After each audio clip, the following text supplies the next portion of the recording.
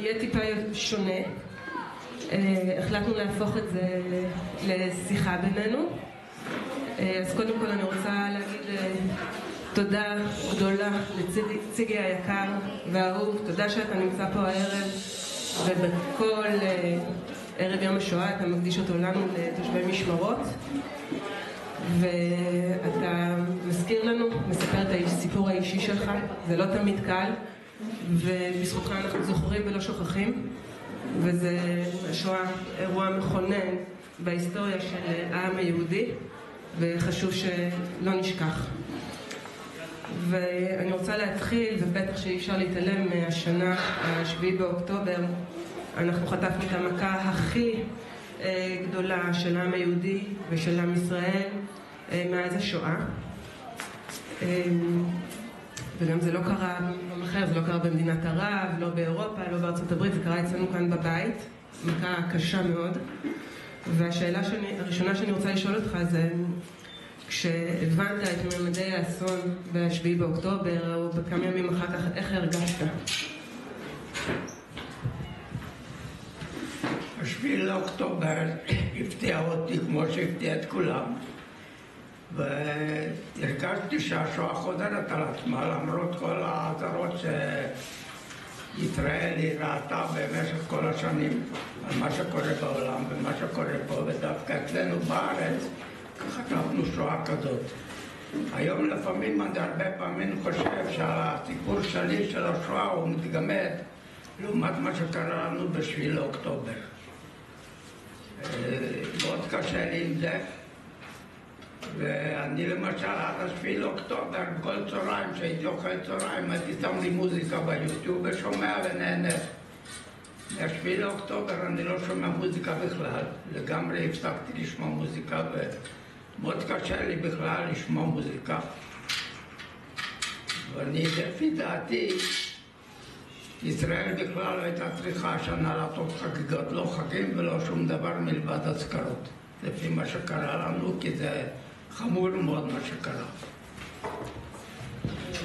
וההשוואה הזאת בין השואה לשביעי באוקטובר, אנחנו דיברנו עליה, ואני רוצה שתספר מה אתה חושב על ההשוואה הזאת. יום אחד, 10 שנים.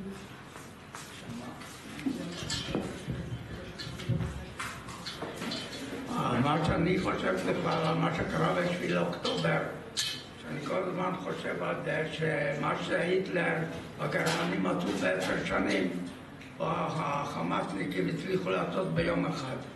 הם עשו פה נזק עצום, ואם לומר את האמת, אני די בחרדה ופחד. גם איך שמנהלים היום את המלחמה הזאת, ואיך שמנהלים את כל מה שקורה היום אצלנו בארץ, קשה לי מאוד עם זה. בשבילי המדינה הזאת הייתה עולם ומלואו. כשהגעתי לארץ זה היה בשבילי גן עדן. למרות כל הצנע ולמרות כל הקשיים שהיו בתקופה ההיא.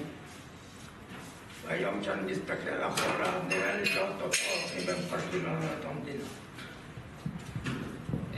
אז כולנו שמענו את העדויות הנוראיות מהשביעי באוקטובר על אנשים שהתחבאו בשיחים, בארון, מתחת למיטה, בצינור מים, בשירותים כימיים, באמת רגעים איומים, ואני רוצה שתשתף אותנו ברגעים הכי קשים שלך בשואה ובפחד והאימה שחווית.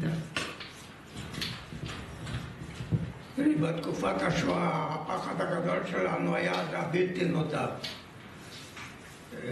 שבתור ילד הייתי אז בן 7, היה לי אח בן 9, הוא גם היום יש לו בדגניה א', והוא בעצם היה מי שהציל אותי בכלל, וזכותו בעצם אני בכלל נמצא פה. כי הפחדים הגדולים היו בהתחלה שהתחלנו לראות יהודים שמובלים ברחובות עם ידיים על הראש וכל אחד המזוודות שלו. והחמור בכל העניין היה שמי שהוביל את היהודים בבודפשט, הונגריה, היו אנשי צלב החץ. אנשי צלב החץ הם היו הונגרים, בדרך כלל זה נערים מגיל 16 ומעלה. והנערים האלה נתנו להם נשק, אז הם הרגישו זאת אומנם ביטחון, ולכן יכלו להוביל שורות שלמות של מאות יהודים בשורה בכל רחובות בודפשט. באחד המקרים ראינו את היהודים מובלים, ואז אמרנו לאמא שלנו שמובילים יהודים בחוץ ולא יודעים למה מובילים. אז אמא שלי החליטה שהיא הגיפה את החלונות, את הווילונות, שיחשבו שכאילו שאנחנו לא בבית, אבל כמובן זה לא עזר. פרצו לנו הביתה שזה אנשי צבא וחץ, הוציאו את כולם בשורה והוביל אותנו בכל בודפשט יום שלם מ-6 בבוקר עד 11 בלילה. לדוגמה שמה ב-11 בלילה הגענו לאיזה טריבונה של תחרות סוסים. היו שם מסביב על הטריבונות ישבו איזה 15,000 יהודים. ישבנו שם בערך חצי שעה, שתבינו שזה כבר היה נובמבר, דצמבר, קור נוראי בבודפשט כבר, עם תחילה של השלג. אחרי חצי שעה שהתיישבנו פתאום אמרו לנו תלכו הביתה. עד היום אני לא יודע למה זה קרה, גם אני לא יודע מישהו שנדע למה. הגענו הביתה ב-6 בבוקר וחשבנו שבזה ניצלנו להישלח למחנות עבודה. כי מה שאמרו ליהודים כל הזמן, שכולם הולכים למחנות עבודה. אחת הסיטואציות שהאמא שלי החליטה, אנחנו חילונים ולא היינו יהודים, הדבר היחידי בתור היהדות אני יודע שאמא שלי הייתה מדליקה נרות שבת. והאמא שלי יצאה איזה שמועה בבודפשט למשל, שמי שמתנצר לא לוקחים אותו למחנות עבודה. אז אמא שלי שלחה את שנינו, את אחי ואת אותי, ללמוד נצרות. למדנו להצטלם, למדנו קצת נצרות. היינו שם פעמיים, אמא שלי החליט שזה מספיק. וככה זה נגמר השלב הראשון של העניין הזה. עכשיו כדי שתבינו מה זה האנטישמיות שהתחילה. בבודפשט בהונגריה הם למעשה הגרמנים לא פלשו לבודפשט עד 1944, משהו כמו חודש מאי-יוני. וברגע שהם נכנסו, למה הם לא פלשו? כי בגלל שההונגריה הייתה בברית עם גרמניה. וההסכם ביניהם היה שהם לא פולשים לגרמניה, אבל הנאצי שהיה אז נראה בשם וורטי, הוא התחייב לתת להם 50,000 יהודים לעבודות כפייה. אז באמת לקחו את אבא שלי ב-1942 לעבודות כפייה, כמו את כל היהודים בגיל של 30-40 כאלה. והוא כמובן, ב-43 קיבלנו הודעה שהוא קפא מקורל בגבול האוקראיני, ומאז לא ראינו אותו יותר. עכשיו בספטמבר, עכשיו ההוראות שיצאו שם, שנכנסו לבודפשט, צריך להתחיל ללכת עם טלאי צהוב, ואסור לצאת מהבית משעה 6 בערב עד 5 בבוקר.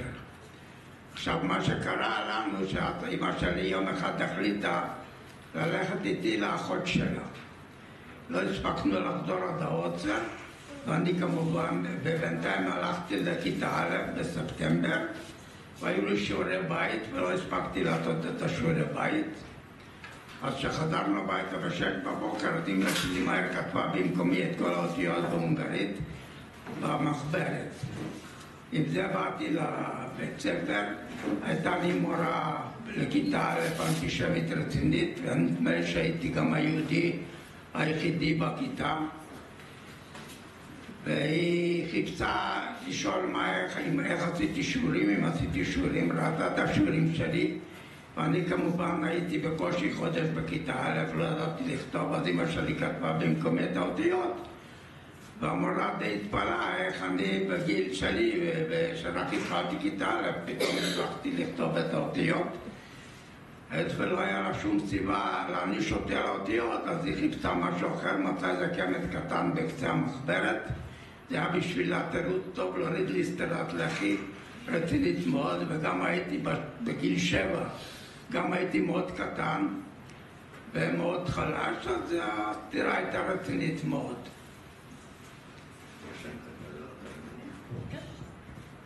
עכשיו, כדי שתבינו שלא כל הגרמנים היו מנוולים כמו שחשבנו, יום אחד האבא שלי היה רפ"ט, והייתה לו בית מלאכה קרוב מאוד הביתה שלנו. יום אחד אחי ואני הלכנו לראות אם הבית מלאכה שלו עוד נמצא שם, כי הוא כבר לא היה שם, והיו לו שם 4 פועלים שנשארו לעבוד שם. ובדרך חזרה גילו אותנו נערים גויים, ולפי הטלאי הצהוב הם הבינו שאנחנו יהודים, והחליטו להרביץ לנו כנראה אם לא יותר מזה. אז התחלנו לרוץ הביתה. אני הייתי אז בן 7, אח שלי היה בן 9, כמובן הוא רץ יותר מהר, ואני נפלתי באמצע הרחוב באיזשהו מקום, בדיוק מול 2 קציני SS שהם עמדו ודיברו ביניהם. ואני כבר ראיתי את סופי, ואח שלי רץ הגיע הביתה, אבל אמא שלי כבר חשבה שאני לא מגיע הביתה, ולהפתעתי רבה, האיש אחד הקציני SS שמע עצר את הנערים ולא נתן להם לנגוע בי, הרים אותי מהנפילה, ניקה אותי, ואמר לי ללכת הביתה. כמובן שהאמא שלי מאוד התפלאה שהגעתי בכלל הביתה. וזה זה בעצם הפגישה היחידה שלי עם גרמנים בהונגריה בכלל. כל יתר הבעיות שאנחנו עברנו שם זה היה מאנשי הצבא בחץ שהם היו הונגרים בכלל, והיה שם אחד בשם סלושי שהשתלט על המדינה, והוא גם זה שאמר לגרמנים לפלוש להונגריה. לצערנו, ב7 באוקטובר הרבה ילדים נותרו יתומים. הרבה ילדים נותרו יתומים ב7 באוקטובר ובמלחמה עכשיו חרבות ברזל. ואני רוצה שתספר לנו על הרגע האחרון שראית את אמא שלך. הרגע האחרון שראית את אמא שלך. עכשיו, מה שקרה בהמשך הוא שתבינו, אחרי שאבא שלי נהרג, שהודיעו שהוא קפא מקור, אז אמא שלי לא יכלה להחזיק את שנינו בבית, אז היא החליטה להעביר את האח שלי לבית יתומים. והיה בית יתומים לבנים בהונגריה, והעביר אותו לשם, והיה לפניי שם שנה קודם. ואחרי שהגרמנים נכנסו להונגריה, אז למזלי הטוב אמא שלי החליטה להוציא את אח שלי חזרה מהבית יתומים שנהיה ביחד. באמת לא לקח הרבה זמן, אחרי יומיים בערך הגיעו באמצע הלילה שוטרים הונגרים, אמרו לאמא שלי להתלבש, לקחת איזשהו ציוד, הם באו ב2 בלילה. אנחנו כמובן בכינו, אבל אותם לא עניין שום דבר. אמרו שהיא הולכת למחנה העבודה, ובזה בעצם פעם אחרונה שראינו אותה. היא הגיעה לאושוויץ, אחר כך היה שם איזה אנדרטה, ומישהו נתן עדות שהיא נהרגה באושוויץ, כמו עוד איזה 600,000 יהודים, יהודי הונגריה, שהם השמידו אותם בקצב מהיר מאוד. אולי אתה רוצה לספר על זיכרון מתוק מאמא? זיכרון נחמד מאמא, מתוק, משהו זיכרון טוב שיש לך מאמא. זיכרון טוב שיש לי מאמא, זה שכב לי האוזן, אני החזיק אותי ולצפה אותי כל הלילה, אבל זיכרון טוב, קשה לי להגיד לכם, אני לא יכול לזכור גם איזשהו מצב של ילדות, אנחנו לא חווינו ילדות בכלל. כל מה שאנחנו מההתחלה, אני זוכר מההתחלה שיהיה לנו בעיות עם אנשי צלב החץ ועם כל הגירוש של היהודים שגירשו אותם לאושוויץ בעיקר. עכשיו שהגרמנים פלשו להונגריה, ובגלל שסלושי הזה עלה לשלטון, אז הם לקחו את הורטי הזה שהיה נשיא קודם והגלו אותו לגרמניה יחד עם כל משפחתו. ואייכמן התיישב בזמנו בבית הכנסת הגדול, למעשה בית הכנסת בהונגריה גם לא נחרב. הוא נשאר שלם, ואייכמן ניהל משם את כל משלוח היהודי הונגריה לאושוויץ. את רובם. היו גם חלק מהיהודים שהוביל אותם ברגל, כי לא היה להם גם רכבות כל פעם. ומאמא למשהו טוב לזכור, קשה לי להגיד. מלבד זה שהיה לי פעם יום הולדת, אני זוכר, ורציתי טנק. שהיא תקנה לי טנק צעצוע, ואז היא אמרה לי, אבל אין לי כסף לטנק, אז קנתה לי איזשהו תותח, אז אני זוכר עד היום, זה היה איזשהו מחווה שאני יכול להגיד אולי היחידי שאני מגיע מהתקופה הזאת. זה מרגש, צגי. אתה גם, היה לך הרבה מזל, למרות כל מי שניתן היה מזל. היה לך מזל, והיה לך את אח שלך שנשאר איתך. ואתה סיפרת שהוא הציל אותך, היה 2 מעליו, בן 9 בסך הכל, והוא הציל אותך כמה פעמים. ולא היו, הוא גם לא. איפה שהוא הציל אותי, בזמן שהוביל אותנו לדנובה, שהוציא אותנו מהבית יתומים, והובילו 200 ילדים לדנובה, כדי שתבינו שילדים היו שם בגילאים גיל 5 עד גיל 16. הבית יתומים היה קיים גם לפני המלחמה, וכל היתומים למיניהם שהתייתמו גם במלחמה, כולם הגיעו לבית יתומים.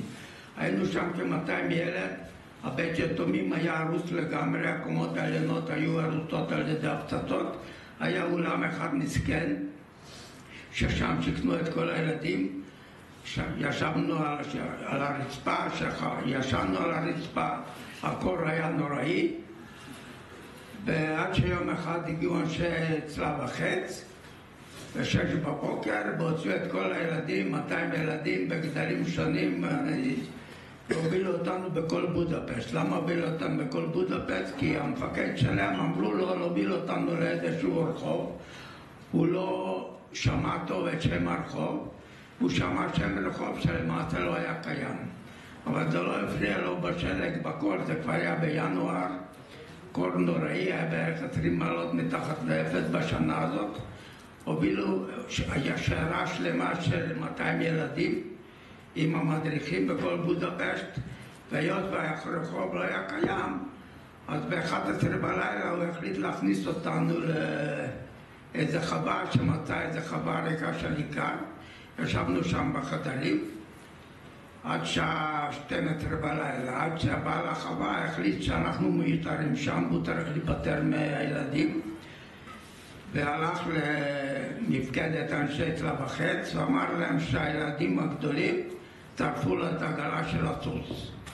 זה הספיק להם לשתות תירוץ כדי לבוא ולהוציא אותנו מהחווה הזאת. עכשיו איך מוציא אותנו? היינו בערך 40-50 ילד בחדר, ישבנו בלי אוכל כמובן, כסוטה שתבינו, אני חודש ימים לא ראיתי בכלל אוכל במשך כל התקופה הזאת. היינו גם רעבים, גם חלשים, גם בתת-תזונה, כולם היו רזים, גם שם לא היה אוכל.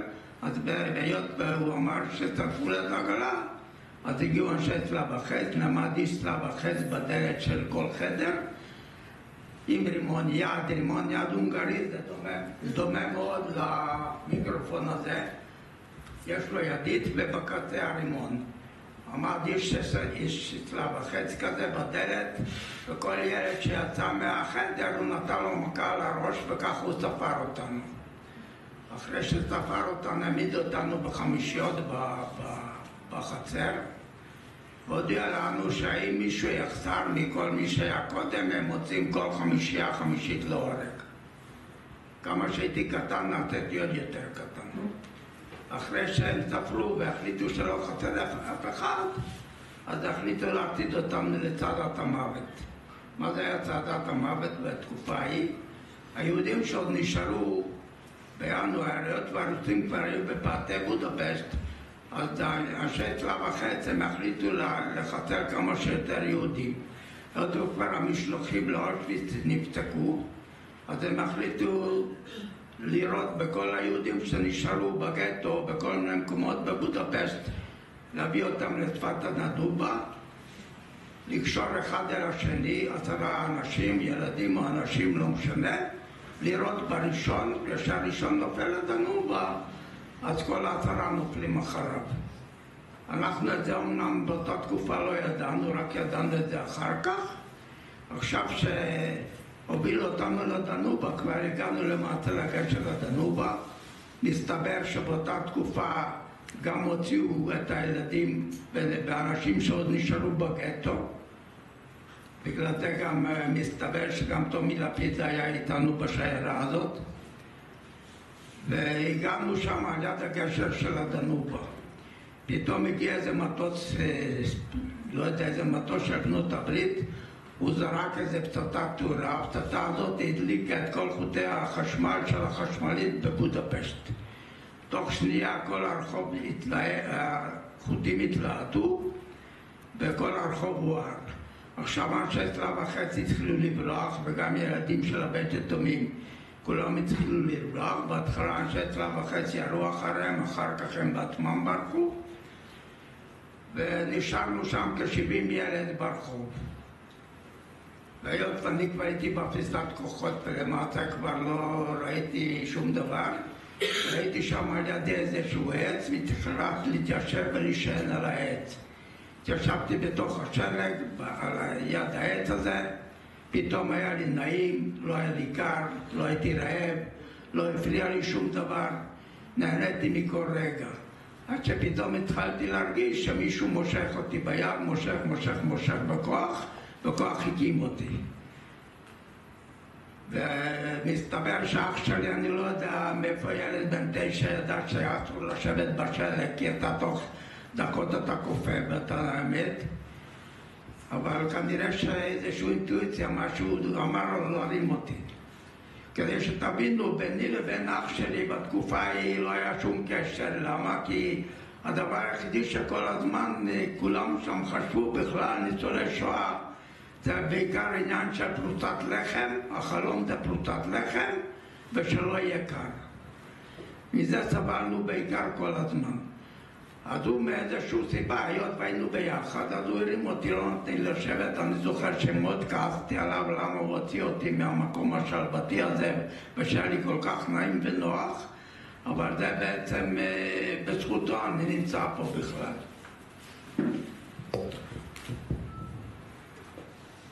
איך מהייאוש המתמשך, איך מוצאים את התקווה להמשיך לחיות?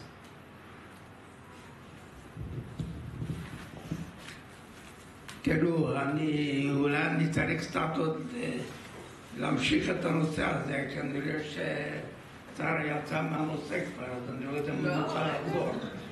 אז מה שאני רוצה להגיד לכם, שאחרי שאנחנו, היות ונשאר שם ברחוב איש צלב וחץ אחד, הוא היה ג'ינג'י, אז חשבנו בו שהוא בכלל יהודי, והוא פשוט התחדה לאיש צלב וחץ.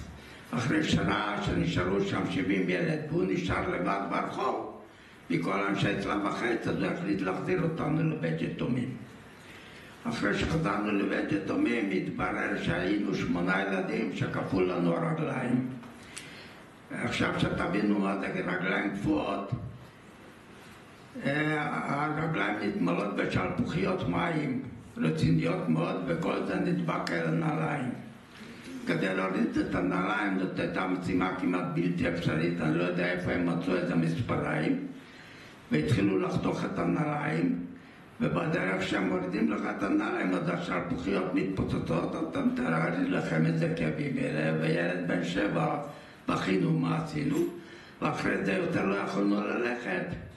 אז את 8 ילדים האלה יחד עם האח שלי שמו אותנו על איזה שולחנות שהיו שם באולם הזה, וכדי שתבינו מה זה רעב, אז באיזשהו שלב שם מישהו שם מצא איזה קופסת שועית, והיה איזה סיר גדול מצאו שם, שמו את זה על איזה תנור גדול באמצע האולם, שהתנור שם חימם, ושחיממו את המים המסכנים האלה עם הקופסת שועית, אז המים קיבלו קצת צבע אדום, ואז מה שעשו בצלחת מהפח נתנו לכל אחד קצת מים אדומים כאלה בצלחת, וחילקו לילדים של השולחן, נתנו כל אחד צלחת, גם לי נתנו צלחת.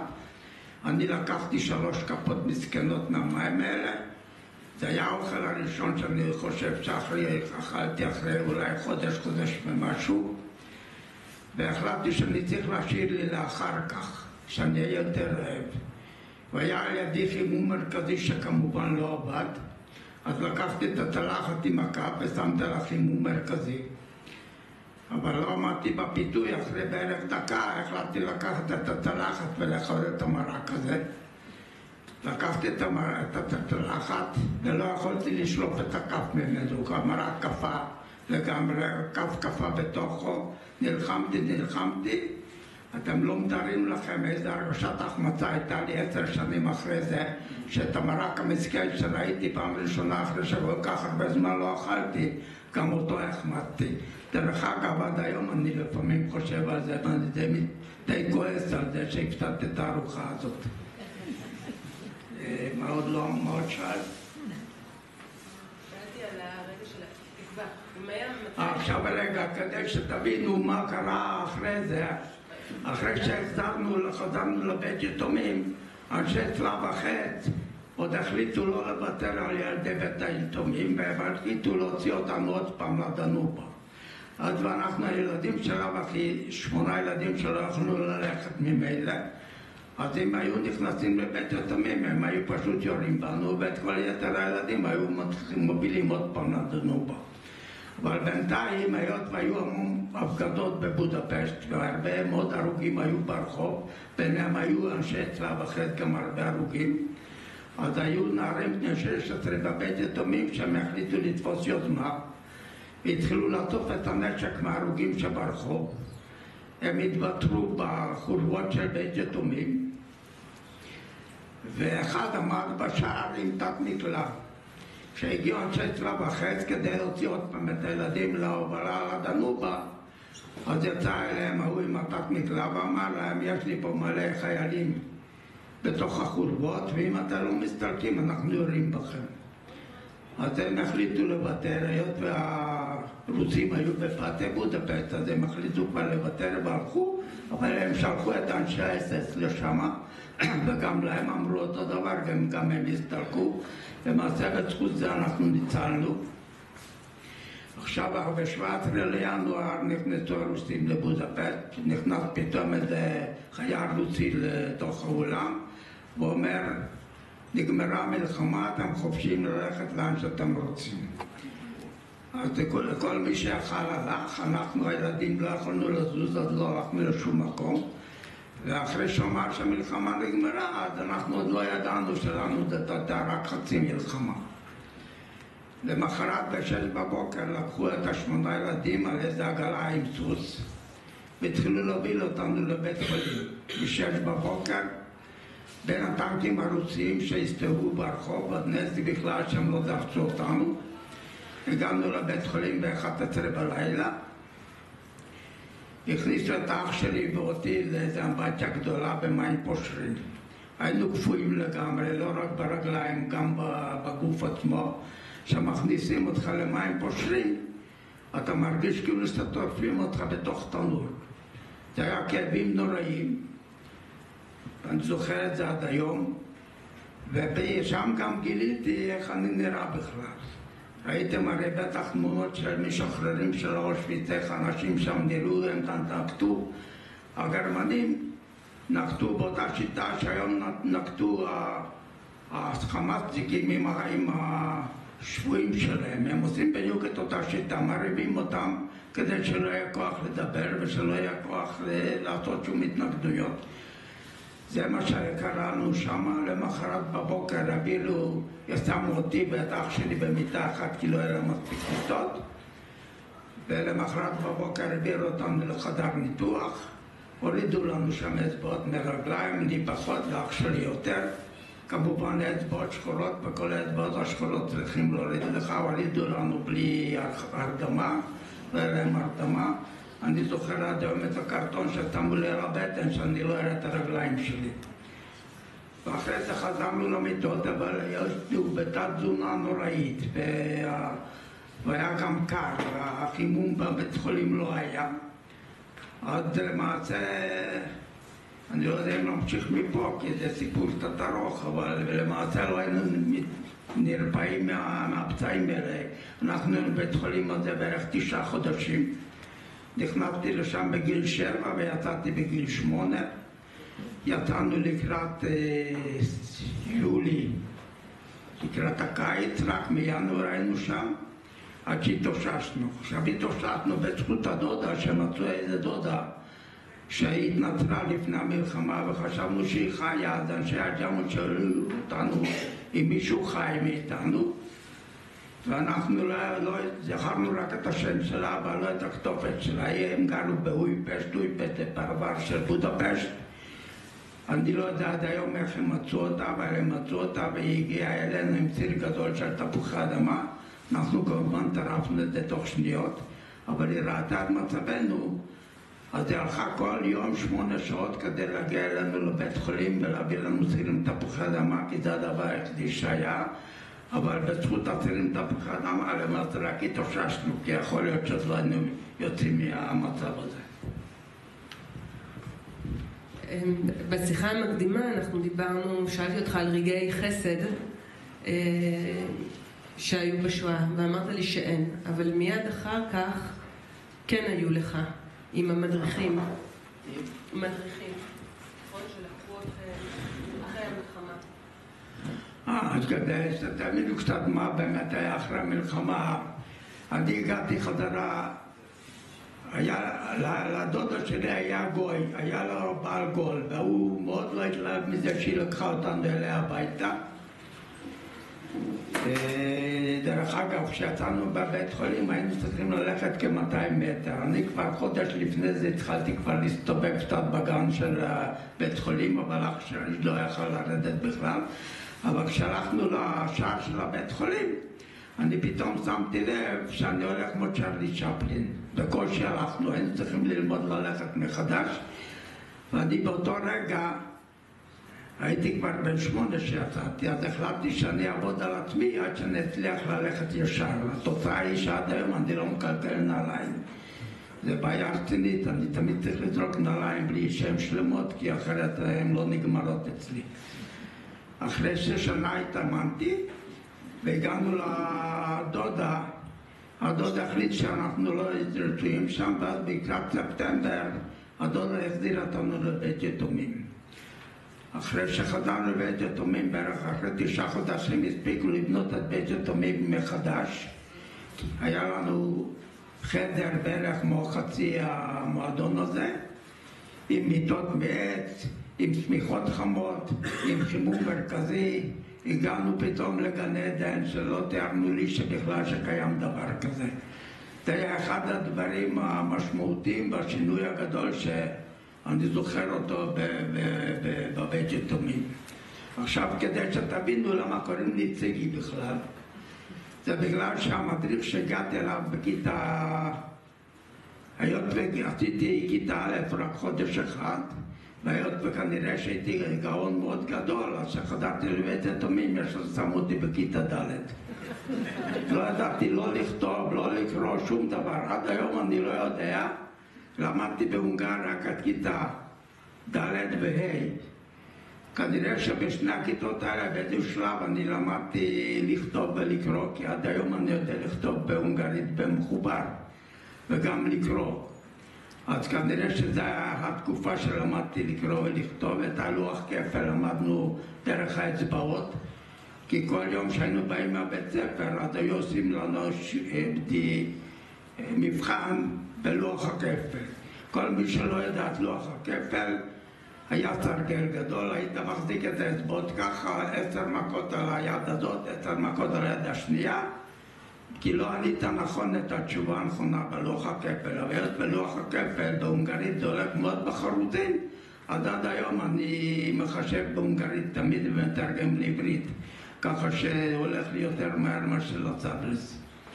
עכשיו היה לי המדריך הזה בהונגריה, והגעתי לבית יתומים והייתי השחור היחידי, והשחורים היחידים בהונגריה זה צוענים. אז המדריך שלי, ראיתי גם קטן וגם שחור, אז הוא החליט לקרוא לי ציגוש. ציגוש זה צועני קטן.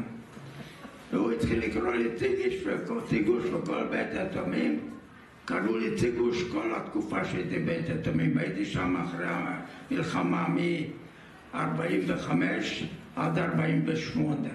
יש לך 2-3 בערך. וכל הזמן קראו לי ציגוש, אבל המדריך הזה היה באיזשהו מקום, הוא כנראה התחבבתי עליו ומאוד אהב אותי, אז הוא היה גם מפנק אותי בכל הזדמנות. עכשיו, היות והיינו ילדים יתומים בבית יתומים, אז היו ילדים שמישהו נשאר להם אחרי כל העניין הזה בחיים, או אמא או אבא, והם היו מביאים לילדים בערך פעם בשבוע אוכל לילדים שלהם. המדריך הזה היה לו כנראה גישה, הוא היה בדרך כלל בן 23. המדריך הזה הייתה לו איזושהי שיטה, לכל הכיתה שלנו שם בערך 20 ילד, כל הילדים שהיו מקבלים אוכל, היו צריכים לשים אותו באמצע השולחן, השולחן הוא סתם שולחן באמצע האולם הזה שהיינו בו, וכל ילד היה שם שם את כל האוכל שההורים שלו הם מביאים. וכך הוא בארוחת עשר או בארוחת ארבע, תמיד היינו רעבים, הרי גם בבית יתומים לא קיבלנו מספיק אוכל, אז הוא היה מוסיף לנו, ומדי פעם אני הייתי גונב פה ושם קצת אוכל כדי לתת לאח שלי, הוא היה בכיתה אחרת, אנחנו לא היינו בבית יתומים ביחד. עכשיו בתקופה הזאת עשינו די חיים יחסית למה שהיינו רגילים קודם, אבל למה אני לא סובל, זאת אומרת לא שאני לא סובל, אני מאוד לא דתי, כי שם הכריחו אותנו כל יום שישי ושבת להתפלל בבית כנסת. הייתי כמובן במקהלה של הבית כנסת, אבל אף פעם לא סבלתי את זה. אז ברגע הראשון שהגעתי למשמרות, לפחות הדבר הכי טוב שקרה לי, שלא הייתי צריך פה לשמור על הדת. עכשיו היות והיינו בית יתומים כמה שנים, המדריך הזה היה לו איזה חבר.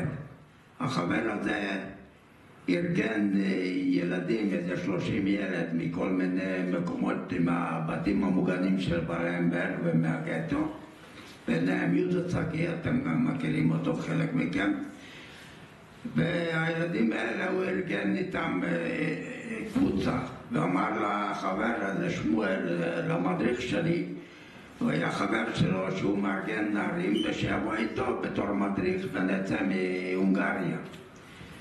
המדריך הזה אמר לו, בסדר, אני מוכן לבוא איתך, אבל אני הביתי עם עוד 10 ילדים מהבית יתומים. הוא אומר, אבל לא יכול, בשבוע הבא אנחנו יוצאים, איך אני יכול לארגן להם תעודות עולה וכל מיני דברים. הוא אומר, אם אתה רוצה שאני אבוא איתך, תדאג ש10 ילדים האלה יוכלו לבוא איתי.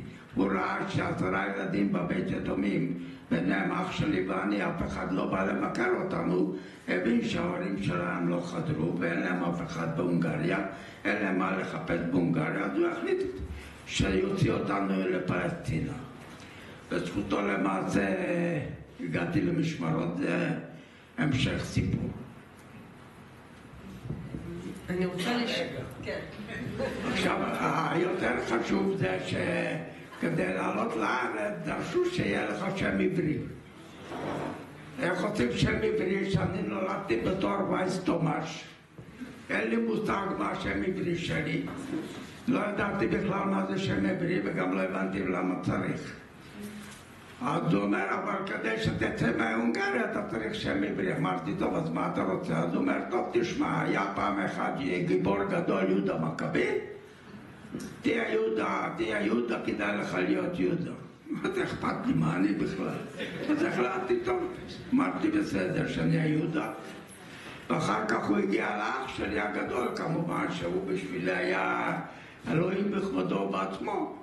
הוא שכנע אותו שאנחנו נעלה לפלסטינה. לא ידענו בכלל מה זה פלסטינה, אבל נעלה לפלסטינה. אח שלי הסכים, אני לא הסכמתי. אני אמרתי, אני לא עוזב, אני מחכה לאמא שלי. אז המדריך הסביר לנו שאחרי 3 שנים אמא שלכם לא חזרה, אז היא כנראה כבר לא תחזור. והיות והיה אח גדול, ואח גדול אמר שאנחנו עולים, עוד עליתי. אז ככה יצאנו מהרכבת האחרונה בהונגריה שהקומוניסטים עוד נתנו לצאת. רכבת מפוארת מאוד, חימום, הכל היה בסדר, גם האוכל שם היה בסדר.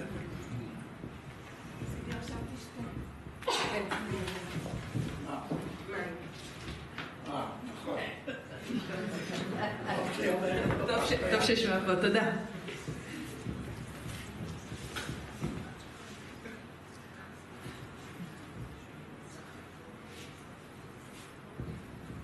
אתה רוצה לספר על ההגעה שלך לארץ? למה לא? יש להם סבלנות? יש עוד קצת סבלנות? יש. טוב, אז בהמשך, אחרי שהוא ארגן לנו את העלייה הזאת ועלינו על הרכבת, היינו 40 ילד שהצטרפו, 10 ילדים האלה מהבית יתומים שהצטרפו לקבוצה הגדולה הזאת שיהודה צרגיבה הייתה, הוא בא כנראה מהגטו. הגענו בדרך לשוויץ. בשוויץ הייתה תחנה, הרכבת עמדה, אז עוד רכבות היו קיטור כמובן, ואז הם עמדו כמה איזה שעה, שעתיים. פתאום הגיעו שם יהודים שוויצרים והתחילו לזרוק לנו בננות דרך החלון. המדריכים לא ידעו מה זה ואנחנו לא ידענו מה זה בננות, אבל הם הסבירו לנו, אם אתם לא טעים לכם אל תזרקו את זה החוצה בתחנה, תחכו שעה עד שהרכבת תיסע. מישהו הסביר לנו איך מקלפים את הבננה, טעמנו ואף אחד לא רצה לאכול את זה, אז חיכינו שהרכבת תצא וכל הבננות עפו החוצה. הגענו לפריז ב-2 בלילה, אמצע ינואר, כל הנסיעות שלי זה תמיד בינואר, קור אימים, שלג נוראי, העמיסו אותה כל 40 ילד הזה לאיזה מצעית עם ברזנט בקור נוראי. הסיעו אותנו כל הלילה 6 שעות עד הבוקר בקור נוראי. הגענו לאיזה יישוב באיזה כפר שנקרא פוגלזו. פתאום שכנו אותנו באיזה ארמון מפואר, ארמון מלוכה יוצא מן הכלל, עם חימום, עם התנורים, עם הכל, עם מיטות. מסתבר שיהדות צרפת היא בעצם מימנה את כל השהות שלנו בצרפת. אני הייתי כמעט שנה בצרפת. עשינו שם הרבה מאוד טיולים. המדריך הזה תמיד דאג לי שאני אקבל 2 מנות בכל מצב, בגלל שהייתי כל כך קטן ברזה. והמדריך הזה הוא מאוד אהב לטייל.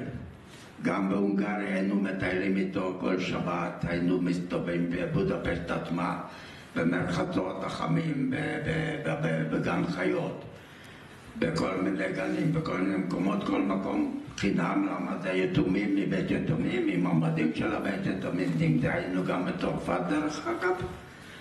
ואז קיבלנו כניסה חופשית לכל מקום. ההונגרים כנראה רצו לכפר על עוונותיהם שעשו לנו בתקופת השואה, אז נתנו לנו הכל חינם.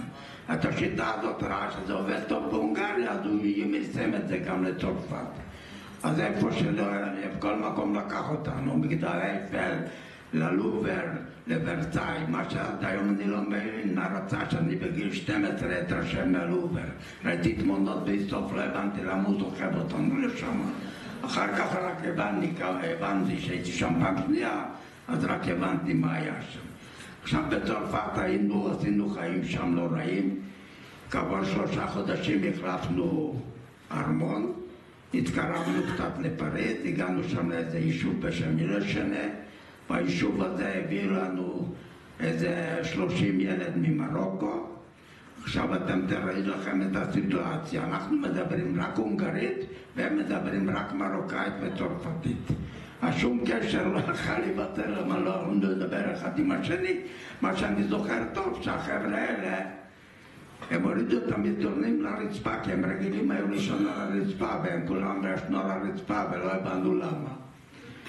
עכשיו אחרי שהיינו שם איזה 1.5 חודש, פתאום מגיע לי המדריך שלי ואומר, טוב, אתם צריכים להיפרד, אתה ואח שלך, כי הוא יותר גדול ואתה יותר קטן, אז אתם נשארים עוד בפריז, בגלל שמלחמת השחרור פה עוד לא נגמרה. זה היה כבר בסוף 48, ותיפרדו. האח שלי אומר, לא, אני לא נפרד ממנו.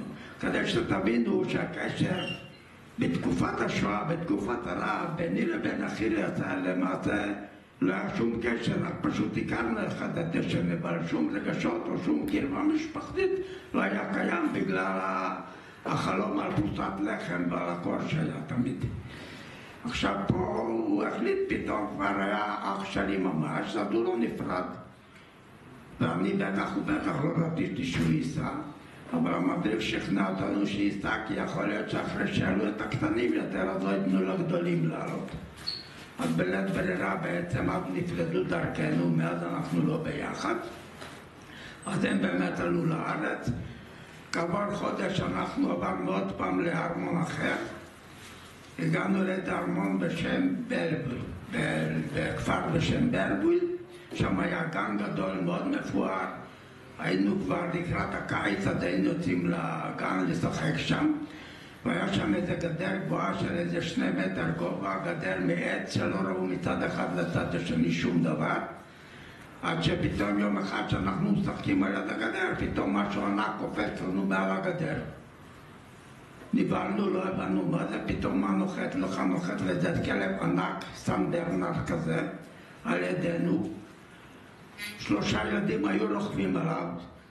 הכלב הזה גילה את אמריקה, כל יום הגיע באותה שעה, כל היום היה איתנו, משחק איתנו, לא עזב. כל זמן שהיינו שם, תמיד היה בא. עד שהגענו למצב שהיינו צריכים גם לעלות לארץ, אז לקחו אותנו למרסל, לאיזה וילה שם, גם כן היו שבועיים, חיכינו לאונייה. היה בזמנו היה אונייה בשם גלילה, והיה עם 2 רובות, והמדריך אמר לנו, אנחנו מקבלים אונייה הכי טובה של ישראל. בכל ישראל היו 3 אוניות. אחרי זה בים אנחנו כמובן לא ראינו, פתאום ראינו ים, לא הבנו מה זה, איך אגם כזה גדול שלא רואים את הצד השני שלו. עכשיו בסוף עלינו על האונייה, התנאים שם היו קשים מאוד. אני באתי לטענות למדריך שלי, שכולם היו שוכבים על הציפון, וזה היה כבר יולי, אני חושב, והיה חם מאוד, וכולם נשרפו, השתתפו, ואני שוכב עם כולם, ולא נשרף, ולא משתתף, ולא כלום. כולם מקיאים, השמה יוצאת להם, אני לא מקיא. לא הבנתי למה, אני בא לטענות למדריך, ואני שואל אותו, תגיד לי איך זה יכול להיות, שכאן כולכם צורפים ולי לא קורה שום דבר. אז הוא אומר לי, מה אתה מתפלא? אתה שחור, אתה ציבוש, לא? אז הבנתי שאני לא יכול להשתזר. הגענו בסופו של דבר לחיפה, אמרו לנו באונייה שאנחנו הולכים לקריית ענבים, 10 ילדים שלו, הוא דאג לנו, אנחנו עלינו עם הילדים ממרוקו, ו10 ילדים מהבית יתומים, והייתי מרוצה שסוף סוף אז ניפגש עם אחי. רק ירדנו בנמל בחיפה, ריסטו את כולנו ב-DDT, כמות אדירה, אני לא יודע איך יצאנו מזה, והודיעו לנו, אתם לא הולכים לקריית ענבים כי אין שם מקום, אתם נוסעים לקריית שמואל. קריית שמואל זה היה מחנה עולים, שהכל היה מלא עולים, כולם ישנו בעולים. מה עושה המדריך שלי? מקבלים שם תלושי מזון. תלושי מזון זה ל3 ארוחות, בוקר, צהריים בערב. המדריך שלי כמובן דואג לי כרגיל, הוא דואג שלי יהיו 2 תלושי מזון לכל ארוחה. כולם כמובן כינו בי למה אני מקבל 2 מנות בכל דבר, כל ארוחה קיבלתי 2 מנות. מה שאני הכי זוכר שהיה תקופת החלבה, זה היה תקופת הצנע. אני אכלתי כמויות אדירות של חלבה, עד היום אני לא יכול להסתכל על חלבה. שם די נהנינו, המדריך הזה התרוצץ בכל הארץ, ניסה למצוא לנו מקום איפה להיות, אף אחד לא רצה אותנו. יום אחד לקחו אותנו במשאית לכפר סבא, למוסד אוניל, נתנו לנו שם ארוחת צהריים, אחרי שנסענו כל כך הרבה שעות אמרו לנו, טוב, עכשיו תחזרו לבית אוניל.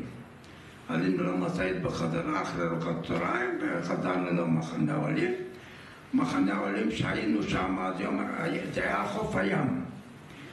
וזה היה על חוף הים, אז יום אחד הגיע המדריך אחרי כל הסיבובים שלו והחליט שנלך להתרחץ בים. כל 10 ילדים הולכים לים, הים נמצא, מצד שמאל היה איזה חוף רחצה, היה שם דגל אדום. אנחנו נכנסים, מצאנו איזו סירה משוקמקת, חצי שבורה, עלינו לסירה ונכנסנו לים וחשבנו שאנחנו יודעים לשחות, למה במרחצות בהונגריה למדנו לשחות שחיית כלב. ונכנסנו לים, פתאום רואים שהסירה במקום להתקרב לחוף, מתקרב כנראה לקפריסין, אז לא ידענו שיש קפריסין, אבל ראינו שאנחנו נכנסים פנימה, המדריך לא ידע לשחות, נשאר על החוף. ו10 ילדים על הסירה המסכנה הזאת, נסחפים פנימה, אז הוא צועק לנו, תרדו מהצרה, הוא חשב על החוף, מה יהיה? לקח פה 10 ילדים, הוציא על דעת עצמו מהונגריה, ועברנו את כל השואה, ובסוף אנחנו נטבע דווקא בים בישראל. זה גמר אותו לגמרי, והוא צעק, תרדו מהצרה ותתחילו לשחות. ירדנו מהצרה בשלב מסוימת, במקום לשחות החוצה, נסחפנו פנימה. הוא לא ידע לשחות והוא צעק בחוף, לא ידע מה לעשות, למזלנו טוב, מישהו שמתאמן בריצה.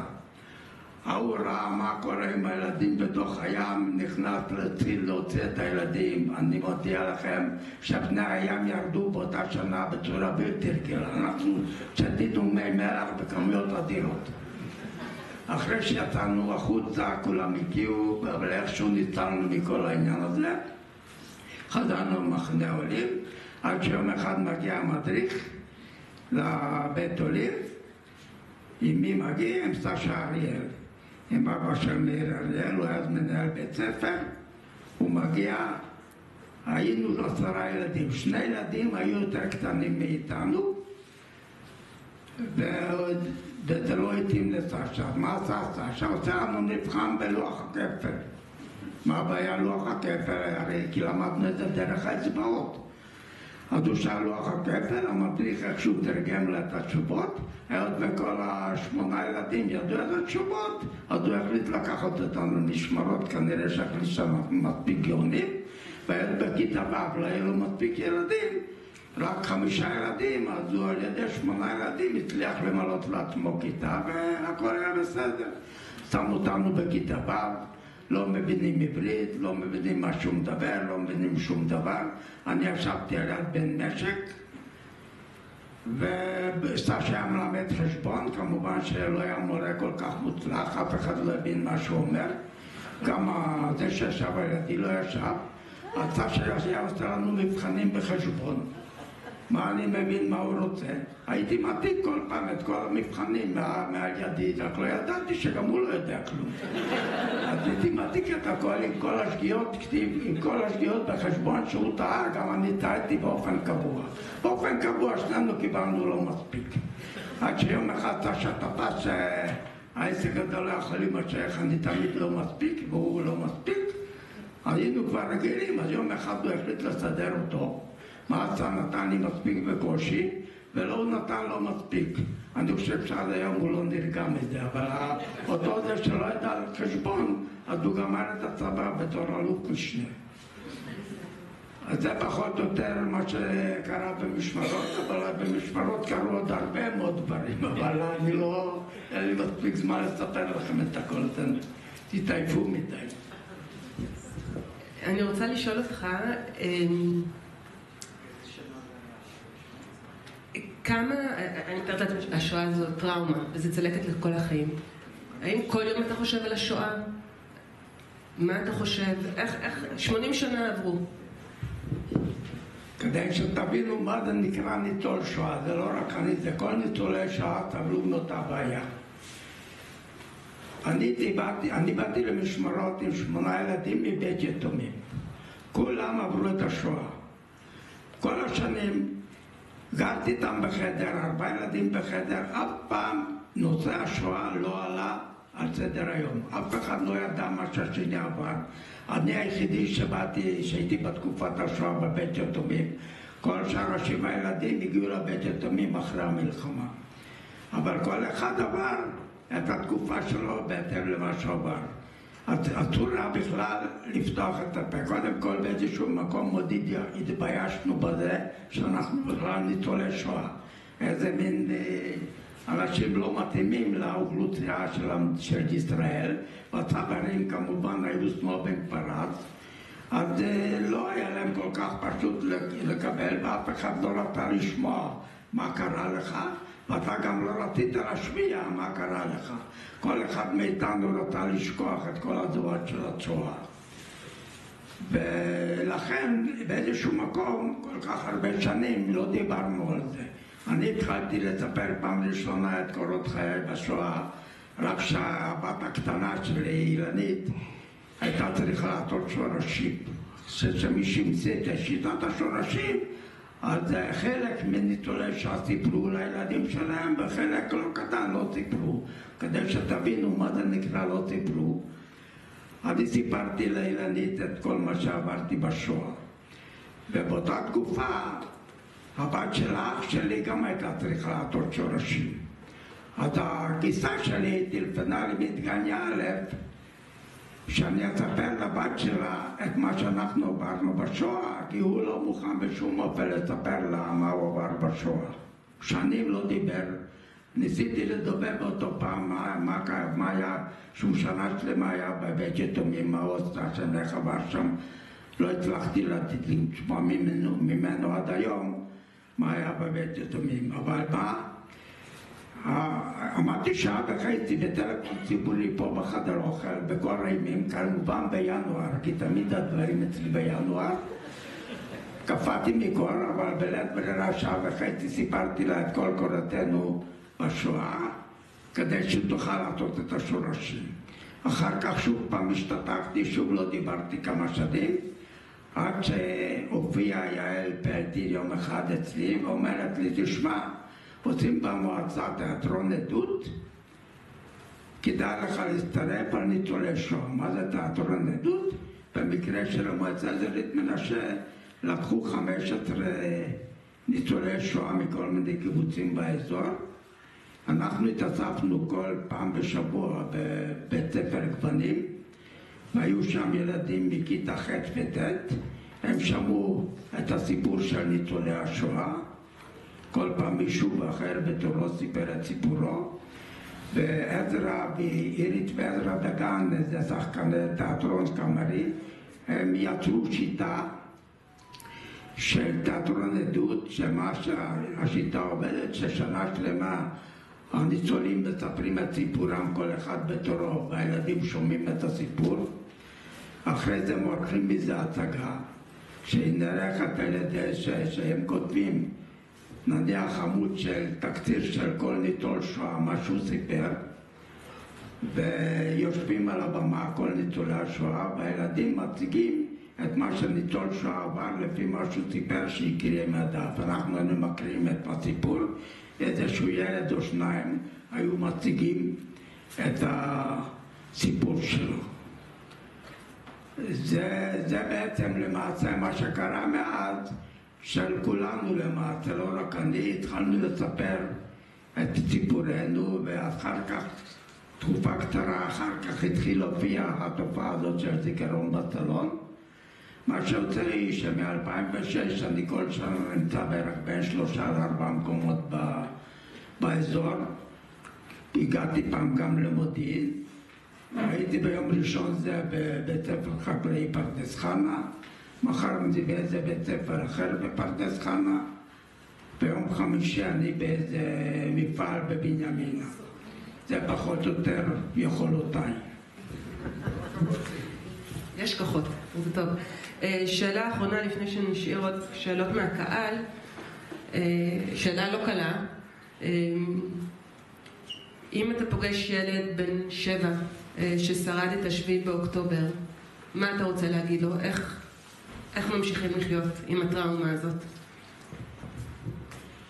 אני כל פעם חושב על העניין הזה, אבל אני מוכרח לומר לכם שאני לא מצליח למצוא. זאת אומרת, השואה הזאת הייתה שואה לא פחות מהשואה שלנו, לכן אני גם מרגיש לא נוח שאני מספר את סיפורי, כי נראה לי שהסיפורי מתגמל לעומת מה שהם עברו ב7 לאוקטובר. אין לי שום אפשרות להציע לו שום הצעה, אני לא יודע איך הם יתגברו על זה, במיוחד הילדים מה שעברו שם. ואני די בטראומה מה7 לאוקטובר. אמרתי לכם קודם שאני לא שומע מה מוזיקה, והפחד הגדול שלי שאם הניהול הזה ימשיך, הממשלה הזאת תמשיך עוד הרבה זמן, אני מאוד מאוד חושש למדינת ישראל. הביטחון שלי מהמדינה מאוד ירדה, אני מאוד מאוד מאוכזב מהמצב שנכללנו אליו, ואני די בפחד עם זה. יכול להיות שאני צריך כבר פחות לפחד בגלל גילי המופלג, אני כבר היום בן 87, אז אני עוד לא יודע כמה נשאר לי עוד לסבול מהממשלה הזאת. אבל אתם צעירים יותר, אז יכול להיות שאתם צריכים לדאוג יותר ממני. ולמה להגיד לחבר'ה של 7 אוקטובר, אני לא יודע. מה שאני מאוד חושב שתצטרכו לעשות גם זיכרון בטלון גם לחבר'ה של 7 לאוקטובר. תודה ציגי, תודה רבה. זה זמן לשאלות, אם מישהו רוצה לשאול שאלה. איתי? באיזה גיל הגעת לקיבוץ? הגעתי לקיבוץ בגיל 12. בשבילי זה היה גן עדן. האוכל היה בצמצום, אבל הדבר היחידי שהיה פה לפחות מספיק זה לחם. היה פה בחדר אוכל, היה פה חדר לחם. מה שטוב היה בחדר לחם, שהיו שמים את הלחם באיזה מיכל ליד המכונת לחם. הבעיה הייתה שהיינו צריכים לעשות תחרות עם העכברים מי מגיע קודם, הם או אנחנו. והתכונה של העכברים, אחת הנבזיות שלהם הייתה שהם היו תמיד נוקסים באמצע כיכר לחם. ואז היינו צריכים לחתוך תמיד את האמצע ולהוציא את הקצוות כדי שנוכל לאכול, ואנחנו הרי תמיד רעבים. אנחנו גם פיתחנו שיטה. שמענו שאנשי הפלמ"ח שהיו במשמרות הם היו גומבים ביצים מהלול, אז אנחנו אמרנו אם להם היה מותר גם לנו מותר. מצאנו איזה פתיליה מסכנה, לחם היה חופשי, ושמן, איפה היינו מוצאים שמן? היו צנצנות של שמן בחדר אוכל, צנצנות קטנות. אז אנחנו היינו מביאים בקבוק אחד גדול, מרוקנים את כל הצנצנות מהחדר אוכל, מהשולחנות, לתוך הבקבוק. המגישות בבוקר אף פעם לא הבינו איפה נעלם השמן מהחדר אוכל. ואנחנו מצאנו פתיליה במחבת, והיינו עושים כל ערב חביתה עם הלחם, עם העכברים. חיינו לא רע, אנחנו כבר לא היינו רעבים יותר, כי כל יום, כל הזמן אני מוציא מה לאכול.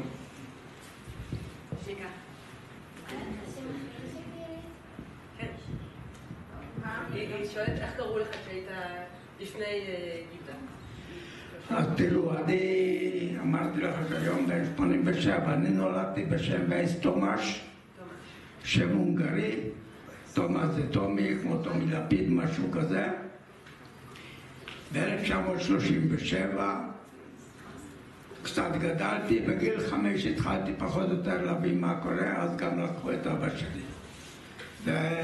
ואנחנו היינו משפחה ממוצעת, חיינו די טוב, אבא שלי פרץ אותנו בכבוד, היו לה 4 פועלים בבית מלאכה, זה פחות או יותר. עכשיו שגרנו בדירה שכורה בבודפשט, הייתה לנו איזה דיירת גויה שההורים שלי הזכירו לה את המטבח, היא גרה שמה. עכשיו שתבינו, כשלקחו את אמא שלי באמצע הלילה, הגויה הזאת לא הוציאה את האף שלה מהחדר שלה.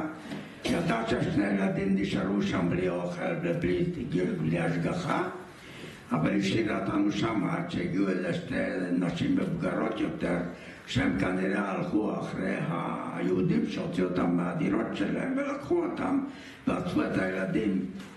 ולתנו הם לקחו, שנינו לקחו לבית יתומים. בזכות זה הגעתי לבית יתומים, ואיכשהו שרדנו גם את זה. גליה? רוצים לשמוע עד איזה שלב היה לך קשר עם המדריך? עד איזה שלב היה לך קשר עם המדריך שהגיע עד כאן? היה לי קשר עם המדריך די הרבה זמן אחרי זה, לא שהיינו נפגשים באופן כללי. יום אחד שאני הייתי תלמיד מאוד מוכשר וגם ידעתי שאני כנראה לא צריך ללמוד הרבה כיתות כי אני גאון כנראה מיסודי, אם קפצתי מכיתה א' ישר לכיתה ד' אז כנראה שאני יכול להפסיק ללמוד בכיתה ט'. אז באמצע כיתה ט' באנו אני והילד השני שבאתי מבית יתומים שהוא נרק פה על הטרקטור, מוישה לנץ קראו לו. אז באנו לסשה לחדר מורים ואמרנו שאנחנו רוצים להפסיק ללמוד כי מספיק לנו ללמוד. לא, תפסיקו, תגמרו לפחות את כיתה ט' כי זה אחר כך יעזור לכם, לפחות תקבלו תעודה של כיתה ט'. אז בלית ברירה הסכמנו, אבל למעשה כבר ישבנו בכיתה בלי ללמוד כדי שתבינו עד כמה התייחסתי ללימודים. אז יום אחד חיה חגי שהייתה מורה להגדה, עשתה לנו מבחן בהגדה.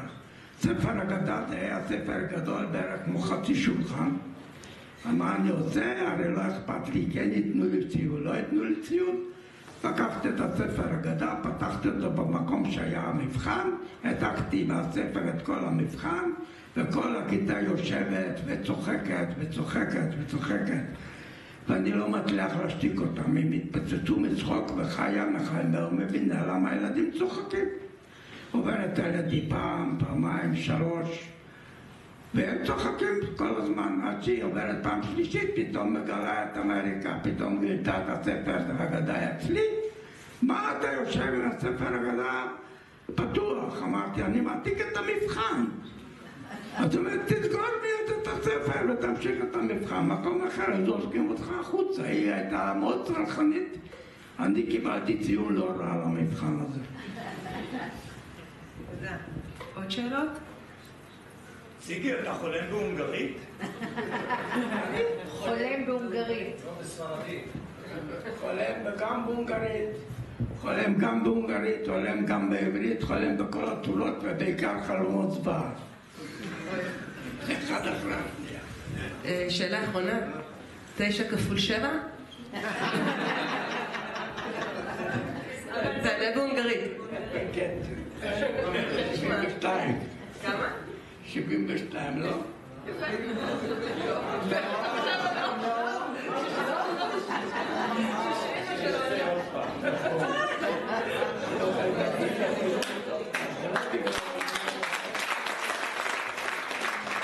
תודה רבה.